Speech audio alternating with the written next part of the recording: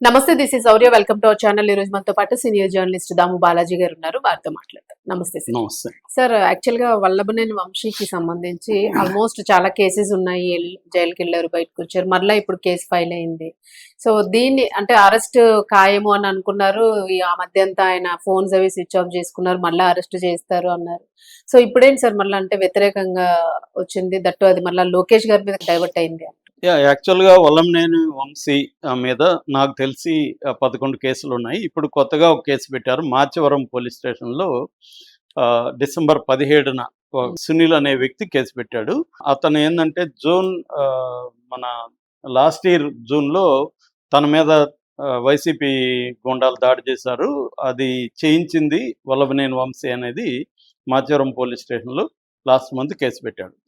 దీంతో సమన్లు ఇవ్వడానికి వాళ్ళ ఇంటికి 29th డిసెంబర్ వెళ్ళారు పోలీసులు. కానీ అతను అందుబాటులోకి రాలేదు. ఫోన్ కూడా స్విచ్ ఆఫ్ వచ్చింది. అంతకు ముందు కూడా జగన్ బర్త్డేకి కూడా ఇతను అటెండ్ కాలేదు. అప్పుడేమనుకున్నారంటే తనకు ఆరోగ్యం బాగాలేదు కాబట్టి రాలేదనుకున్నారు. అసలు విషయం ఏంటంటే కేసు పెడుతున్నారనే విషయం అతనికి ముందుగానే తెలిసిపోయి అతను అజ్ఞాతంలోకి వెళ్ళిపోయాడు. సో అందుకని పాత కేసులో కోర్టు వాయిదా ఉంటే కూడా కోర్టు వాయిదాకి లాస్ట్ మండే రాలేదు. సో అంటే క్లియర్‌గా అతను అజ్ఞాతంలోకి వెళ్ళిపోయాడు. కాకపోతే ఏందంటే లోకేష్ విడిచిపెట్టదలుచుకోలేదు. ఎందుకంటే లోకేష్ పుట్టుకని గురించి, వాళ్ళ మదర్‌ని గురించి ఇతను చాలా ఘోరమైన కామెంట్లు భువనేశ్వర్ గారి మీద చేశాడు. సో అందుకని లోకేష్ ఇతన్ని టార్గెట్‌గా పెట్టుకున్నాడు. ఇతనికి యోగి కైండ్ ఆఫ్ ట్రీట్మెంట్ ఈ మధ్య మాట్లాడితే పవన్ కళ్యాణ్ యోగి ట్రీట్మెంట్ ఇస్తాను మీకు అని చెప్తున్నారు. దానికి తగినట్టే పోలీసులు వైసీపీ కార్యకర్తలను కానీ సోషల్ మీడియా వాళ్ళని కానీ వీధుల్లో పెరేడ్ చేసి తీసుకెళ్తున్నారు. దీని మీద జడ శ్రవణ్ కుమార్ సంబంధించిన కేసు కూడా నడుస్తుంది. ఇలాగ సుప్రీంకోర్టు తీర్పులు ఉన్నాయి. అంటే పబ్లిక్ పెరేడ్ ఖైదీల్ని చేయకూడదు. ఎందుకంటే అది ఆరోపించబడిన వాళ్ళు నిందితులు మాత్రమే. నిందితుల్ని దోషుల్లాగా ఇలాగ పెరేడ్ చేయడం కరెక్ట్ కాదు. అది దాని ఎఫెక్ట్ వాళ్ళ జీవితాల మీద, వాళ్ళ బంధువుల మీద, ఇంట్లో వాళ్ళ మీద పడుతుంది అని సుప్రీంకోర్టు చెప్పింది. అయినా కూడా చేస్తున్నారు. డీజీపీ ఏమో హరీష్ గుప్తా మా దగ్గర వెహికల్స్ లేవన్నాడు. రేపు కోర్టులో ఇదే మాట చెప్తే వాళ్ళకి ఇబ్బంది ఉంటుంది. వెహికల్స్ లేకపోతే నువ్వు ఇట్లా వీధుల్లో నడిపిస్తావా అనేది కోర్టు అడుగుతుంది. మరి అది ఏం జరుగుతుందో చూడాలి. ఏదేమైనా పవన్ కళ్యాణ్ మాట్లాడితే యోగి కైండ్ ఆఫ్ ట్రీట్మెంట్ యోగికి అదే చెప్పబోతున్నాను. యోగి కైండ్ ఆఫ్ ట్రీట్మెంట్ ఏంటంటే ఎన్కౌంటర్లు చేసి చంపేయడం రౌడీలను కూడా. అట్లా దాదాపు ఇప్పుడు చాలా మందిని, వందల మందిని అక్కడ చంపేస్తున్నారు ఉత్తరప్రదేశ్లో. అట్లాగే బుల్డోజర్లు ఉపయోగించి వాళ్ళ ఇండ్లు, ఆస్తులు కూలగొట్టడం, ముఖ్యంగా ముస్లింలు. దీని మీద సుప్రీంకోర్టు కూడా సీరియస్ అయింది. యోగి కైండ్ ఆఫ్ ట్రీట్మెంట్ ఇవ్వడానికి లేదు, రాజ్యాంగం కైండ్ ఆఫ్ ట్రీట్మెంట్ ఇవ్వాలి తప్ప యోగి కైండ్ ఆఫ్ ట్రీట్మెంట్ ఇస్తామని పవన్ కళ్యాణ్ చెప్పడం కూడా కరెక్ట్ కాదు యాక్చువల్గా. కానీ పవన్ కళ్యాణ్ బీజేపీ కంటే కూడా ఆయన తీవ్రవాది లాగా మాట్లాడడం అనేది ఈ మధ్యకాలంలో చూస్తున్నాము. సో రాజ్యాంగానికి కట్టుబడి ఎవరు యోగైనా, ఇంకొకరైనా యోగైనా, భోగైనా ఎవరైనా కట్టుబడి ఉండాలి.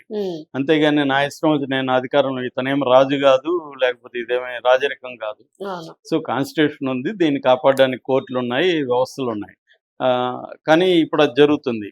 అట్లా ఇతనికి కూడా ట్రీట్మెంట్ ఇవ్వాలి, ఇతన్ని కూడా వీధుల్లో తీసుకెళ్ళాలి అనేది అనుకున్నారని చెప్తున్నారు. కానీ ఇప్పుడు లోకేష్ ఎక్కడా నేను అలా చేస్తానని కానీ ఏం చెప్పలేదు. లోకేష్ ఏంటంటే రెడ్ బుక్ ఉంది, రెడ్ బుక్లో రాసుకున్న వాళ్ళందరి భారతం అయితే పడతామని పదే పదే చెప్తున్నాడు. ఎక్కడ ఆగే ప్రసక్తి లేదని అయితే చెప్తున్నాడు. అయితే రెడ్ బుక్ అయినా నువ్వు ఏ బుక్లో రాసుకున్నా రాజ్యాంగం ప్రకారమే, చట్ట ప్రకారమే డీల్ చేయాలి. సో ఇతను వీళ్ళు ఏంటంటే వచ్చినప్పటి నుంచి పాత కేసులు ఉండడం, లేకపోతే కొత్తగా కేసులు పెట్టడం, వాళ్ళు అరెస్టులు చేయడం అనేది చేస్తున్నారు. గతంలో జగన్ కూడా అదే పని చేశాడు.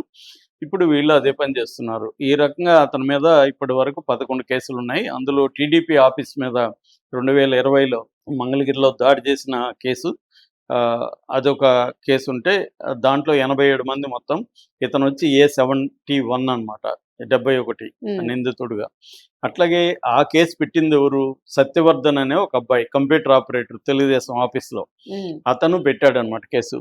వీళ్ళు అతన్ని తీసుకెళ్ళి అతన్ని బెదిరించారని చెప్పి ఇంకొక కేసు పెట్టారు. అతను ఎస్సీ అనమాట సత్యవర్ధన్, అందుకని SC ST కేసు పెట్టారు.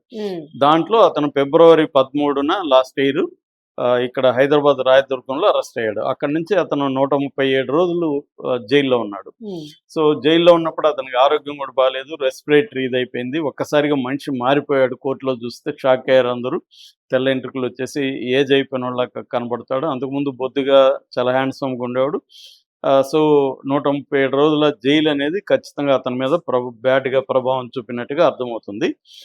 దాని తర్వాత ఇల్లీగల్ మైనింగ్ కేసు ఒకటి ఉంది. అది గన్నవరంలో ఇల్లీగల్ మైనింగ్ చేసి 195 కోట్లు నష్టం, గవర్నమెంట్కి నష్టం వచ్చే విధంగా చేశాడనేది ఒకటి. ఫేక్ హౌసింగ్ పట్టాలు ఇచ్చాడని కంకిపాడులో అదొక కేసు ఉంది. ల్యాండ్ గ్రాబింగ్, కృష్ణా జిల్లాలో ల్యాండ్ గ్రాబింగ్ కేసు ఉంది. ఇలాగా మొత్తం 11 కేసులు ఉన్నాయి.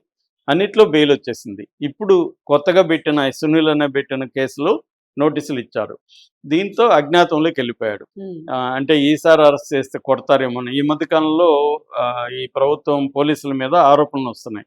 అంటే వీళ్ళని జైల్లో పెట్టినా జైల్లో వీళ్ళు హ్యాపీగా ఉంటున్నారు, అటు కాకుండా వీళ్ళని పట్టుకొని పోలీసుల దగ్గరే మంచి ట్రీట్మెంట్ ఇప్పించేయాలి, అంటే కొట్టాలి, అప్పుడు ఏమి చేసుకోలేరు వీళ్ళు అనేది గవర్నమెంట్ పాలసీ మారినట్టుగా కనబడుతుంది. అందువల్ల ఈ మధ్య కాలంలో చాలామంది మమ్మల్ని కొడుతున్నారని కోర్టుకి చెప్తున్నారు.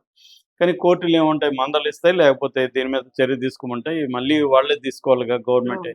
కాబట్టి కోర్టు ఉత్తర్వులను కూడా ఎవడు ఇప్పుడు ఫాలో అవ్వట్లేదు. ఇప్పుడు ఇక్కడ రంగనాథ్ చూసాము, అనేక సార్లు హైకోర్టు పిలిస్తే కూడా రాలేదు. చివరికి అరెస్ట్ వారెంట్ ఇష్యూ చేస్తామని కోర్టు చెప్పే స్థాయికి అది వెళ్ళింది. అందువల్ల ఇప్పుడు గవర్నమెంట్లో పనిచేసే బ్యూరోక్రాట్స్ కావచ్చు, పోలీసులు కావచ్చు, వీళ్ళే కోర్టు మాట వినకపోతే ఇంకా కోర్టులకి వాల్యూ ఏముంటుంది? అది జరుగుతుంది ప్రజెంట్. సో ఈ సందర్భంలో అందుకని తను ఏంటంటే ఇప్పుడు మనం అరెస్ట్ చేస్తే ఏమన్నా జరుగుతుందేమో అని చెప్పి భయపడి అజ్ఞాతంలోకి వెళ్ళిపోయాడని చెప్తున్నారు.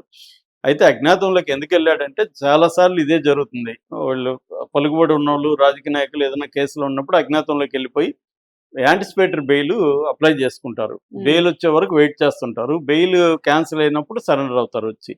అలాగే ఇతను కూడా అజ్ఞాతంలోకి వెళ్ళాడు. నిన్న హైకోర్టులో anticipatory bail petition, lunch motion petition వేశాడు. అంటే అర్జెంటుగా దీన్ని విచారించమని. కానీ కోర్టు అర్జెంటుగా విచారించడానికి నిరాకరించింది. నిరాకరించినప్పుడు వీళ్ళ తరపున అడ్వకేట్ ఏంటంటే ఇప్పుడు అర్జెంటుగా మీరు చేయకపోతే అరెస్ట్ చేస్తారు సార్ అని కోర్టుని అడిగారు. అప్పుడు జడ్జి గారు ఏంటంటే అరెస్టు వారం వరకు అరెస్ట్ చేయొద్దని ఉత్తర్వుల్ని, ఇంటీరియం ఆర్డర్స్ని పాస్ చేశారు. సో ఇది ఒక రకంగా లోకేష్ షాక్ అని చెప్పొచ్చు. ఎందుకంటే లోకేష్ ఇతనికి ట్రీట్మెంట్, యోగి ట్రీట్మెంట్ ఇవ్వాలనుకున్నాడు కాబట్టి కోర్టు అడ్డుపడింది.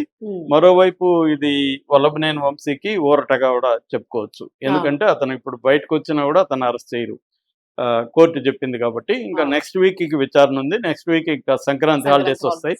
వెకేషన్ బెంచి చూస్తుందని చెప్పారు. So vacation bench next week దీని మీద విచారణ జరపచ్చు. అప్పుడు కానీ యాంటిసిపేటరీ బెయిల్ కానీ ఇస్తే ఇతను సేవ్ అవుతాడు. ఇక బెయిల్ లేదంటే మాత్రం ఇతనికి కష్టమే, మళ్ళీ అరెస్ట్ అయితే చేస్తారు. ఇవాళ అజ్ఞాతంలోకి వెళ్ళి తప్పించుకోవడం అనేది వాళ్ళ కష్టం. అందులో ఒక పాపులర్ రాజకీయ నాయకుడు ఏముంది, పాస్పోర్ట్ లుకౌట్ నోటీసులు జారీ చేస్తే ఎయిర్పోర్ట్ లోనే ఆపేస్తారు అతన్ని. కాబట్టి గతంలో కూడా లుకౌట్ నోటీసులు జారీ చేసిన సందర్భాలు ఉన్నాయి. ఈవెన్ కొడాలి నాని మీద కూడా చేశారు. కాకపోతే కొడాలి నానికి హార్ట్ ప్రాబ్లం ఉంది, ఆయన బైపాస్ సర్జరీ ముంబైలో చేసుకుని వచ్చాడు కాబట్టి అతన్ని కొద్ది రోజులు వదిలిపెడుతున్నారు. ఇప్పుడు చేస్తే అతనికి సింపతి వచ్చే అవకాశం ఉందని చెప్పి. సో ఆ రకంగా ఇప్పుడు వల్లభనేని వంశీ అయితే తప్పించుకునే పరిస్థితి ఎంత మాత్రం ఉంటుందని చూడాలి. ఏముంది, ఇప్పుడు ఈ కేసులో బెయిల్ వస్తే ఇంకొక కేసు పెడతారు. కాబట్టి ఇదంతా ఏంటంటే ఎత్తులు పై ఎత్తులేసి పోరాడుకుంటా ఉండడమే. ఇప్పటికి 2 years అయింది, ఇంకా 3 years ఉంది. కాబట్టి 3 yearsలో వాళ్ళు అనుకుంటే అదేదో రాజు అనుకుంటే దెబ్బలు కొదవన్నట్టుగా గవర్నమెంట్ అనుకుంటే కేసులకు కొదవేం లేదు. కాబట్టి ఏం జరుగుతుందో చూడాలి. Thank you sir.